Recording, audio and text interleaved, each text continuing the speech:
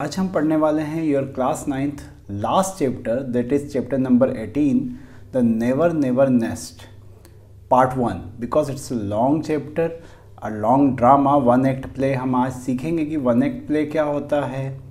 यहाँ पे जो नेवर नेवर है, ये 2 बार शब्द क्यों इस्तेमाल हुआ है। देखिए, पहले तो इसकी थीम बता दूँ।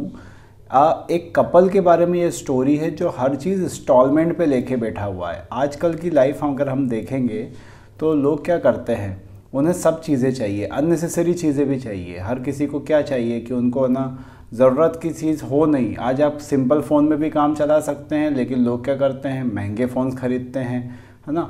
लेकिन हम यहाँ पर ये देखने वाले हैं कि क्या वो अननेसेसरी चीज़ें हमारे काम भी आती है या नहीं आती है, और क्या ये बेटर होता है कि हम हर चीज़ें इंस्टॉलमेंट पे ले लें, और इंस्टॉलमेंट पे लेने के बाद अगर हम उसे नहीं भर पाए, या फिर हम जो चीज़ें हमने हमारे यूज़ में नहीं आ रही है, हम बेवजह उनके पैसे चुकाते हुए, है ना, अपनी लाइफ को एक स्ट्रगल में बदल दे, तो क्या वो सब कुछ ठीक होता है। तो यहाँ पर हम पूरी जो थीम है इस चैप्टर की, वो है एक ऐसे घर के बारे में जो, है ना, कपल ने उठा रखा है किश्तों पे, और अगर वो किश्त नहीं भर पाते हैं तो क्या हो जाएगा। The never never nest, nest मतलब घोंसला, नेवर नेवर ऐसा घर जो कभी कभी भी उनका नहीं हो पाएगा अगर वो उसकी इंस्टॉलमेंट नहीं भर पाते हैं। तो सबसे पहले तो हमें टाइटल को समझना था कि चैप्टर का टाइटल हमें क्या कहना चाह रहा है। The title is the never never nest, ऐसा घोंसला, ऐसा घर,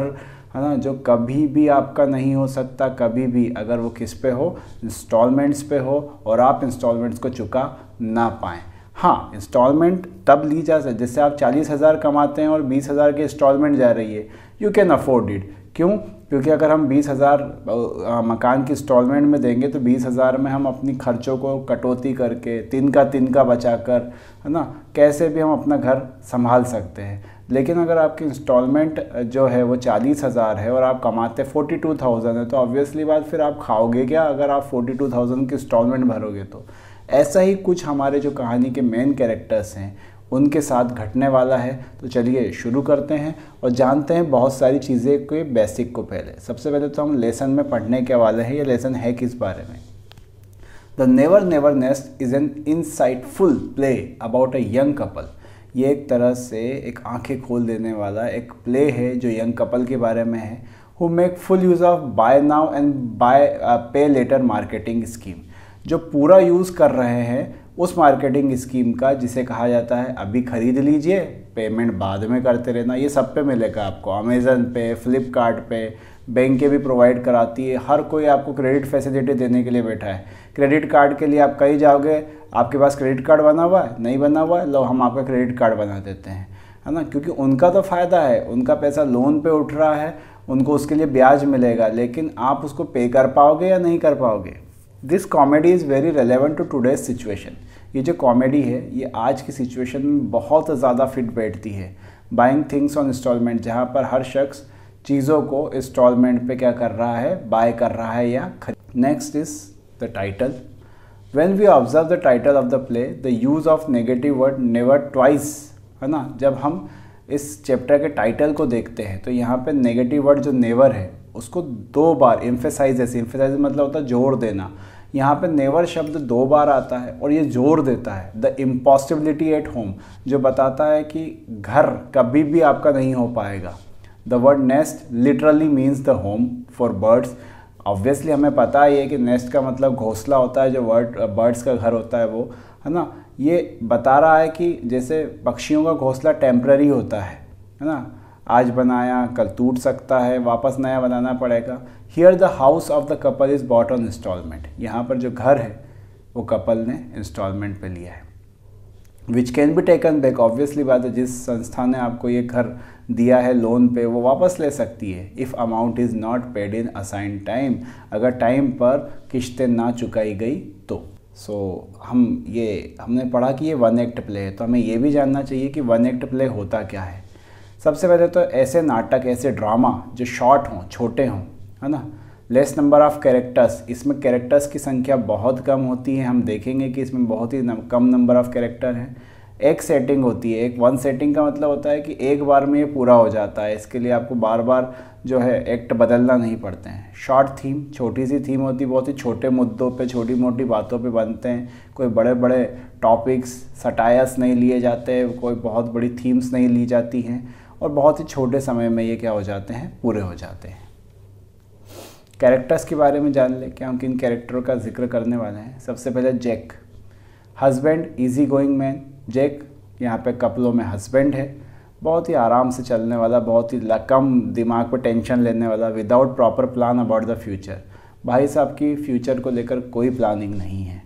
जिल इनकी वाइफ है, सपोर्टिंग हर हस्बैंड ब्लाइंडली, वो अपने पति का ब्लाइंडली सपोर्ट करती है, जो पति करता है हर चीज़ में हाँ कर देती है। वो अगर इंस्टॉलमेंट पे उठा रहा है तो उसे मना नहीं करती, उसे फ्यूचर के लिए डराती नहीं है, उससे सवाल नहीं करती कि हमारे फ्यूचर का क्या होगा। आंट जैन इनकी एक आंटी है, well wisher of Jack and Jill, जो कि जैक एंड जिल का अच्छा चाहती है, भला चाहती है। और एक नर्स है जो घर में नौकरानी है, नौकरानी भी रख रखी है उन्होंने। तो ये कैरेक्टर्स हैं हमारे। क्या थीम है, किस चीज़ के ऊपर ये चैप्टर बना है। The installment scheme helps the poor and middle class people to buy their desired things. हम ये जानते हैं कि इंस्टॉलमेंट स्कीम्स जो होती है वो गरीबों की मदद करती है, मिडिल क्लास लोगों की मदद करती है, उनसे वो सारी चीज़ें खरीद सकते हैं, which they can not buy with their money, जो वो अपने पैसों से उसे नहीं खरीद सकते। On the other hand it traps people in permanent डेब्ट, लेकिन दूसरी तरफ ये लोगों को परमानेंट कर्जे में भी घेर लेती है। It may be more expensive than actual cost, हो सकता है आपको जो एक्चुअल कॉस्ट पड़ रही हो चीज़ की उससे ज़्यादा एक्सपेंसिव हो जाए, क्योंकि इसमें ब्याज भी जुड़ जाता है। And it makes the people fall in the habit of borrowing, लोग मांगने की आदत के अंदर प्रवेश कर जाते हैं। In such situation people lose both money and the products, और हो सकता है आप पैसा भी गवा दें और प्रोडक्ट भी गवा दें अगर आप भर ना पाए तो। It may lead to unhappy life, और आपका एक दुखद जीवन की ओर आपको ले जा सकती है ये चीज़, ये भी हमें ध्यान रखना है। क्या सेटिंग है, किस बारे में है ये। सीन कुछ यूँ है, the launch of Jack and Jill's villa at New Hampstead. कहानी जो शुरू होती है उसमें एक लॉन्च है, बैठक कमरा है ना, न्यू हेम्पस्टेड नाम की जगह पर। The essential furniture consist of a table, घर में बढ़िया फर्नीचर लगा हुआ है, टेबल वगैरह सब कुछ है, राइटिंग मटेरियल है, 2 चेयर्स हैं, है ना। जब पर्दा उठता है तो जो लॉन्च है वो खाली है, लेकिन जैक और जिल जो है वो इमीडिएटली वहाँ आते हैं और उनके है ना पीछे पीछे, यानी कि क्योंकि ये ड्रामा है तो ड्रामा परफॉर्म किया जा रहा है, असली बात है स्टेज के ऊपर, तो आंटी जैन भी दिखाई देती है। तो 3 लोगों के बीच में कुछ वार्तालाप या बातचीत चलने वाली है। हमारा चैप्टर शुरू होता है ना, the never never nest. Scene हमने पढ़ लिया, सेटिंग हमने पढ़ ली कि क्या हो रहा है। तो चलिए शुरू करते हैं। जिल यानी कि सबसे पहले लड़की जो लेडी है वो क्या कहती है, and this is the launch. वो ऑब्वियसली बात है जो आंट जैन है इनसे मिलने आई हुई है और आंटी जी को वो क्या दिखा रही है, घर दिखा रही है। वो लॉन्च बताती है कि हमारा लॉन्च है। Aunty Jane, wow charming charming, such a cosy little room, कितना आरामदायक कमरा है, and such a pretty furniture, और फर्नीचर भी बहुत ही अच्छा है।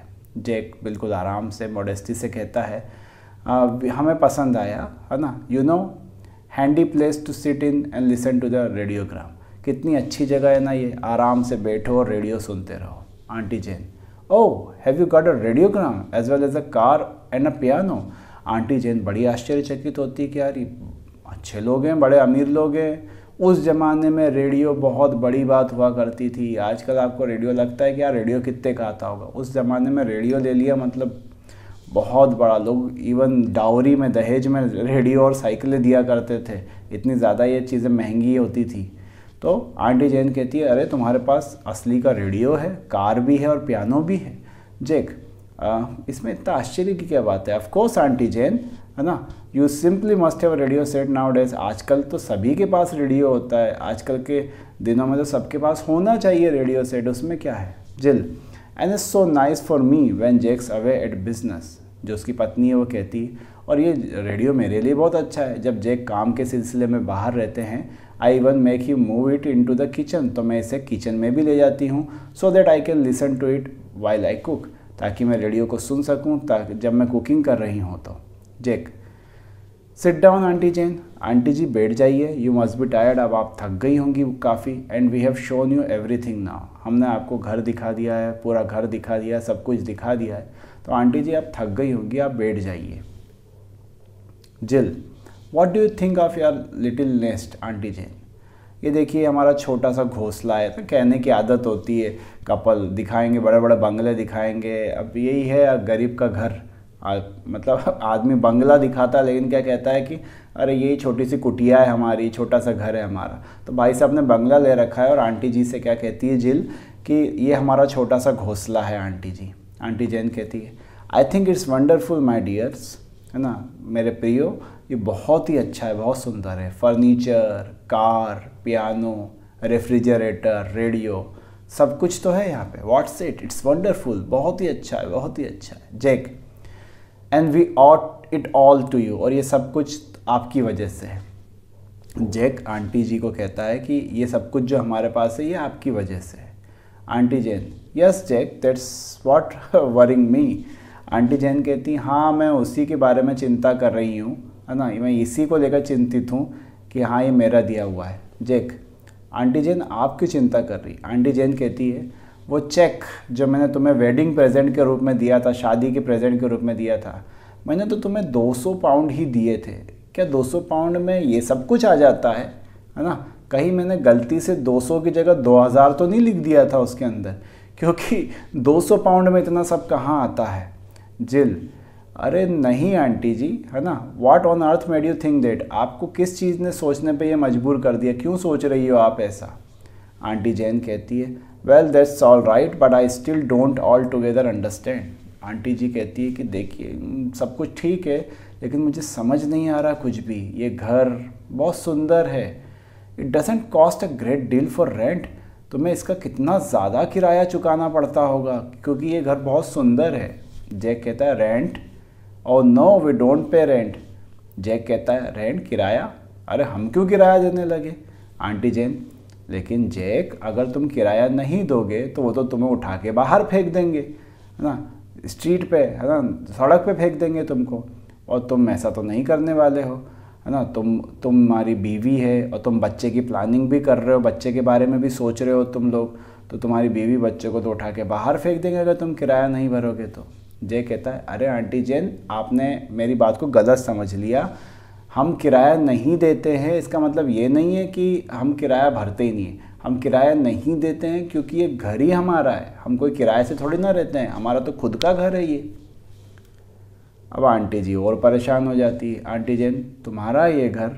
जिल हाँ क्यों, है ना, आप यू जस्ट पे 10 पाउंड्स एंड इट्स योर्स, आपको सिर्फ 10 पाउंड देना है और ये घर आपका। Jack you see Aunt Jane we realize how uneconomic it is to go on paying rent year after year।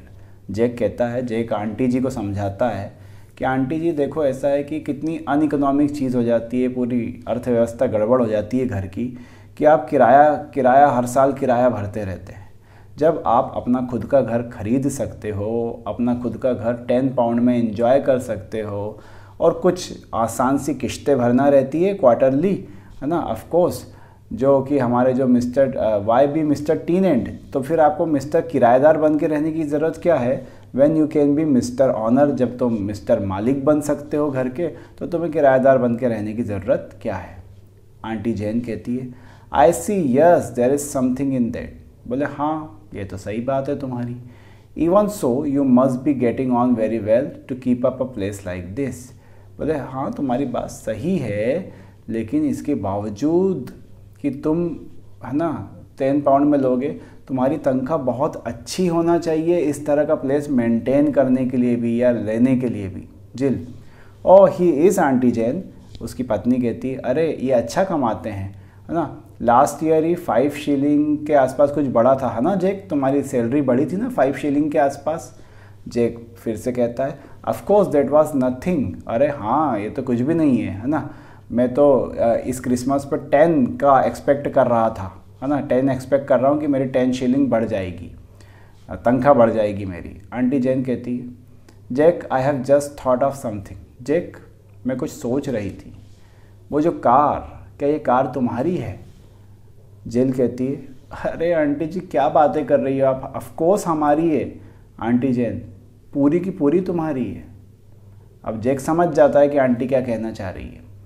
जय कहता है कि नहीं, एग्जैक्टली अगर देखा जाएगा तो ये पूरी हमारी नहीं है। आंटी जैन, इसका कितना हिस्सा तुम्हारा है?